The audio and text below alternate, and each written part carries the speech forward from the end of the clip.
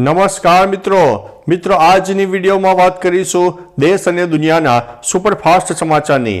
સૌપ્રથમ વાત કરીએ તો સામૂહિક સૂર્ય નમસ્કારે બનાવ્યો છે રેકોર્ડ।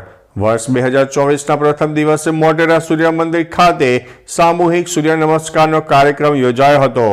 કાર્યક્રમમાં ગુજરાતના સીએમ ભૂપેન્દ્રભાઈ પટેલ તેમજ ગૃહમંત્રી હર્ષ સંઘવી સહિત અનેક નેતાઓ અને અધિકારીઓ હાજર રહ્યા હતા। 2500 લોકોની ઉપસ્થિતિમાં સૂર્ય નમસ્કાર કાર્યક્રમ યોજાયો હતો, જેમાં હરિયાણાના સંદીપ આર્યએ ગિનિસ બુકમાં સ્થાન મેળવ્યું છે, તેમજ રાજ્ય કક્ષાએ વિજેતા પામેલ ઉમેદવારોને રોકડ પુરસ્કારથી સન્માનિત કરવામાં આવ્યા હતા।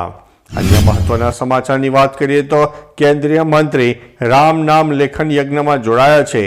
સોમનાથ ટ્રસ્ટ સંચાલિત રામ મંદિર ખાતે રામનાથ લેખન યજ્ઞમાં કેન્દ્રીય મંત્રી પરસોત્તમ રૂપાલા જોડાયા હતા। કેન્દ્રીય મંત્રીએ રામ નામ લેખન કર્યું હતું। કેન્દ્રીય મંત્રીએ જણાવ્યું છે કે 1 કરોડથી વધુ રામ નામ લેખનનું જાપ થઈ ચૂક્યું છે। ઉલ્લેખનીય છે કે કેન્દ્રીય મંત્રી સાથે અનેક નેતાઓ પણ ઉપસ્થિત રહ્યા હતા। અન્ય મહત્વના સમાચારની વાત કરીએ તો 31ની પાર્ટી ભારે પડી છે, 6 લોકોના મોત થયા છે। ઝારખંડના જમશેદપુરમાંથી મોટી ઘટના સામે આવી છે। નવા વર્ષની પાર્ટી કરીને પરત ફરી રહેલા 6 મિત્રો માટે નવા વર્ષનો પહેલો દિવસ ગોજારો સાબિત થયો હતો।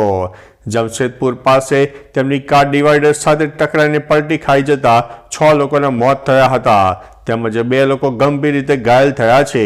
તેમને સારવાર અર્થે હોસ્પિટલ ખાતે ખસેડાયા છે। રિપોર્ટ પ્રમાણે કારમાં સવાર તમામ લોકો નશામાં હતા। ઘટના બાદ સમગ્ર પંથકમાં શોકનો માહોલ છવાઈ ગયો છે। તો ચાલો મિત્રો, ફરીથી દેશ અને દુનિયાના સુપરફાસ્ટ સમાચાર લઈને મળતા રહીશો। ત્યાં સુધી અમને રજા આપશો। નમસ્તે।